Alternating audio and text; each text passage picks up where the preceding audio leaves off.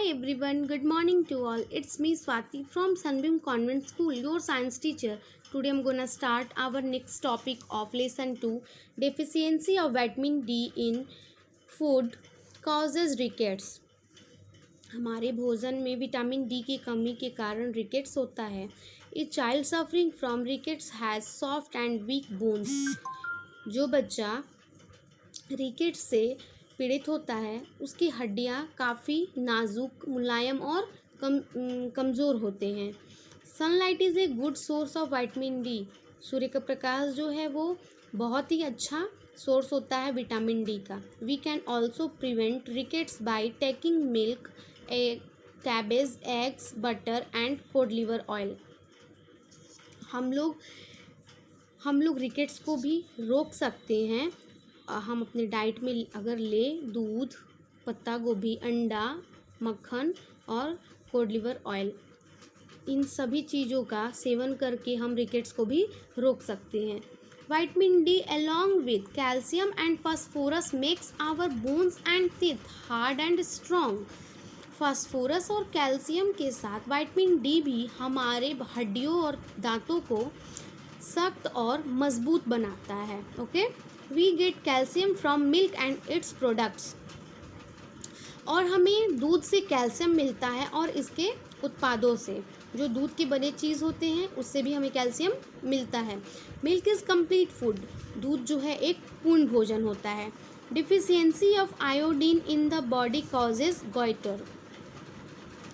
Iodine की कमी के कारण हमारे बॉडी में आयोडीन की कमी के कारण गॉइटर होता है. इन दिस डिजीज़, गॉइटर का होता है जिसको हम लोग घेघा बोलते हैं. ये गले में होता है. गले के बाहरी हिस्से में एक गोल सा बड़ा सा ग्रंथि होता है, उसी को हम लोग गॉइटर बोलते हैं. इन दिस डिजीज़ एक gland in the neck region swells. इस रोग में क्या होता है, नेक पे, गले पे एक ग्लैंड ग्रंथि होती है और वो फुला होता है.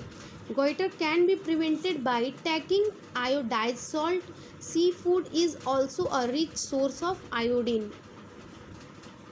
और हम इसको आयोडाइज साल्ट लेके कि आयोडीन युक्त जो नमक होता है उसका सेवन करके इसको हम रोक सकते हैं. Seafood is also a rich source of iodine. समुद्री भोजन जो होता है जैसे मछली हुई, झींगा, ये सब जो होते हैं भरपूर होते हैं आयोडीन से. अनीमिया जो है वो भी एक प्रकार का रोग होता है. इसमें हमारा शरीर जो होता है इस रोग में पीला पड़ जाता है. Anaemia is caused by deficiency of iron in the food. Anaemia जो है वो हमारे भोजन में आयरन की कमी के कारण होता है.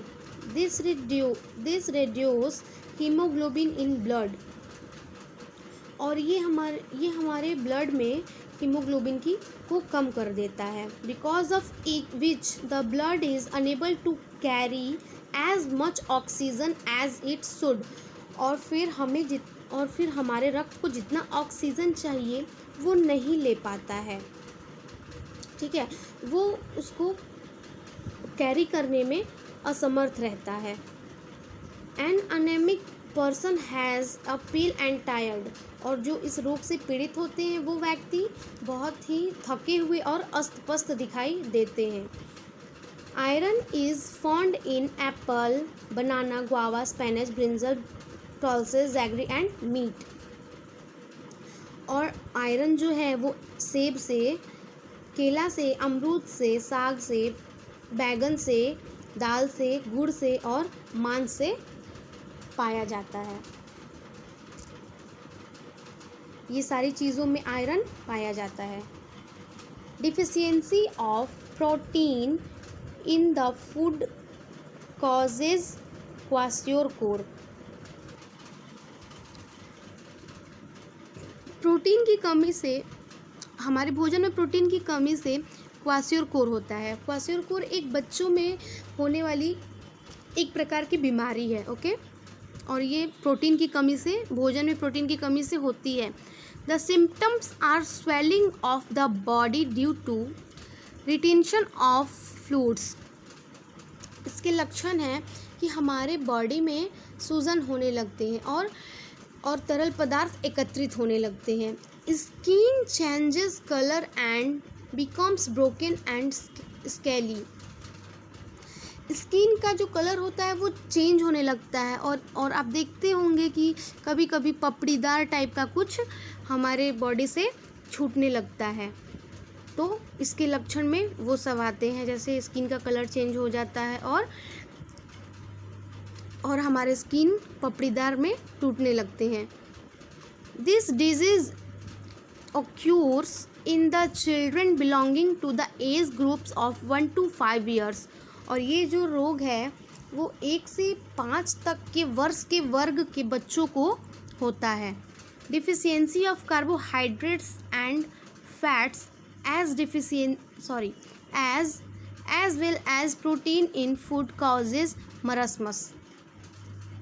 जैसे कार्बोहाइड्रेट्स और फैट्स की कमी से और प्रोटीन की कमी से भी, भोजन में प्रोटीन की कमी से भी मरस्मस होती है। मरस्मस भी एक प्रकार का रोग है जिसे हम सुखंडी कहते हैं। Okay, it occurs in children below the age of 1 year. और ये जो सुखंडी रोग है वो 1 साल से नीचे के बच्चों को होती है। द सिम्टम्स आर, इसके लक्षण हैं, the body of the child does not develop properly. जो बच्चे का शरीर है वो सही ढंग से विकसित नहीं हो पाता है। He loses fat tissues from various body parts like the buttock and Thai.